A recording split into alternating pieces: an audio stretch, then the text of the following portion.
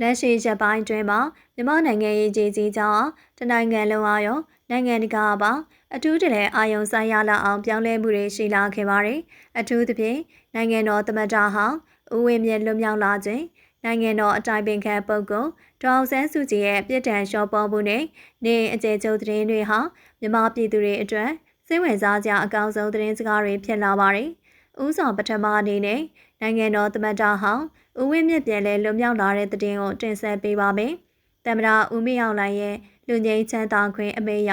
ဦးဝင်းမြင့်ဟာသူကြားခံရတဲ့ပြစ်ဒဏ်အလုံးကနေကင်းလွတ်ခွင့်ရရှိပြီးမိသားစုထံကိုပြန်လည်ရောက်ရှိသွားပြီဖြစ်ပါတယ်။ဒီလူငင်းချမ်းသာခွင့်မှာဦးဝင်းမြင့်အပြင်တနိုင်ငံလုံးအတိုင်းအတာနဲ့အကျဉ်းသား4300ကျော်လည်းပါဝင်ခဲ့ပါတယ်။ပြည်သူလူထုနှလုံးစိတ်ဝဲအေးချမ်းစေတဲ့လူသားချင်းစာနာထောက်ထားမှုကိုအခြေခံပြီးလွှတ်ပေးခဲ့တာဖြစ်လို့ဒါဟာမိသားစုများစွာတက်တော့ဝမ်းသာစရာနှစ်သက်လက်စားတစ်ခုဖြစ်ခဲ့ပါတယ်။အခုလိုလွှတ်ပေးမှုတွေဟာနိုင်ငံရေးအကျပ်တဲတွေကိုပြည်လဲစေဖို့အတွက်လမ်းစာတစ်ခုဖြစ်လာမလားဆိုတာတော့အားလုံးကမျှော်လင့်ချက်ကြီးစွာနဲ့စောင့်ကြည့်နေကြပါရရှင်။ဆက်လက်ပြီးနိုင်ငံတော်အတိုင်ပင်ခံပုဂ္ဂိုလ်ဒေါအောင်ဆန်းစုကြည်ရဲ့လက်ရှိခြေတွေကိုတင်ဆက်ပေးခြင်းပါတယ်။သူမရဲ့ပြစ်ဒဏ်တွေက၄နှစ်ခွဲကိုလျှော့ပေါ့ပေးခဲ့သလိုလက်ရှိမှာနေပြည်တော်ကနေရန်ကုန်မြို့တက်သိုရိတ်သားလင်းကချမ်ဘတ်54နှစ်အိမ်ကိုပြောင်းရွှေ့ပြီးအကျယ်ချုပ်ထားရှိတော့မယ်ဆိုတဲ့သတင်းတွေဟာလူထုကြားမှာအတော်လေးရိုက်ခတ်သွားခဲ့ပါတယ်။ရန်ကုန်ကနေအိမ်မှာလည်း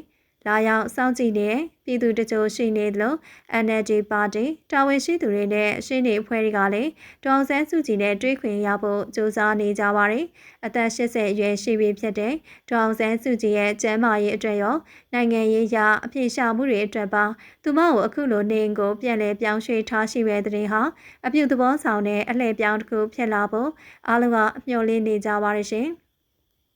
မြန်မာနိုင်ငံရဲ့ဒီဖြစ်ပေါ်တိုးတက်မှုတွေပေါ်ကုလသမဂ္ဂကလည်းအနီးကပ်စောင့်ကြည့်နေပါတယ်။အတွင်းရေးမှူးချုပ်အန်တိုနီယိုဂူတာရက်ကတော့အကျဉ်းသားတွေလွတ်ပေးတာကိုမှတ်သားထားသလိုဒေါ်ဆန်းစုကြည်ပါဝင်မတရားဖမ်းဆီးခံထားသူအလုံးကိုအမျက်ဆုံးလွတ်ပေးဖို့နဲ့အတိတ်ပဲရှိတဲ့နိုင်ငံရေးဖြစ်စဉ်တစ်ခုဖြစ်ပေါ်လာဖို့ထပ်မံတိုက်တွန်းထားပါတယ်။လူခွင့်ရေးဆိုင်ရာမဟာမင်းကြီးဘော်ကာတာကလည်းပြည်သူတွေပေါ်အကြမ်းဖက်မှုတွေရပ်တန့်ဖို့နဲ့နိုင်ငံရေးအကျဉ်းသားအလုံးချင်းချမ်းရှိလွတ်မြောက်ရေးကိုအလေးနက်ပြောကြားထားပါတယ်။ကုလသမဂ္ဂအထူးကိုယ်စားလှယ်ဂျူဘလီရှောကလည်းအာဆီယံနဲ့ပူးပေါင်းပြီးမြန်မာရေကိုငြိမ်းချမ်းစွာအပြေရှာနိုင်ဖို့သက်ဆိုင်သူအားလုံးနဲ့ဆွေးနွေးမှုတွေဆက်လက်လှုပ်ဆောင်သွားဖို့ရှိနေပါရှင်။လက်ရှိမြန်မာနိုင်ငံမှာဖြစ်ပေါ်နေတဲ့အပြောင်းအလဲတွေဟာကြီးမားတဲ့ခီးလဲရဲ့အစာပဲရှိပါသေးတယ်။ဒါပေမဲ့သမ္မတဦးဝင်းမြင့်လွတ်မြောက်လာတာနဲ့ဒေါအောင်ဆန်းစုကြည်ရဲ့ပြစ်ဒဏ်လျှော့ပေါ့မှုတွေဟာနိုင်ငံရေးအကျပ်တဲကိုအပြေရှာဖို့အတွက်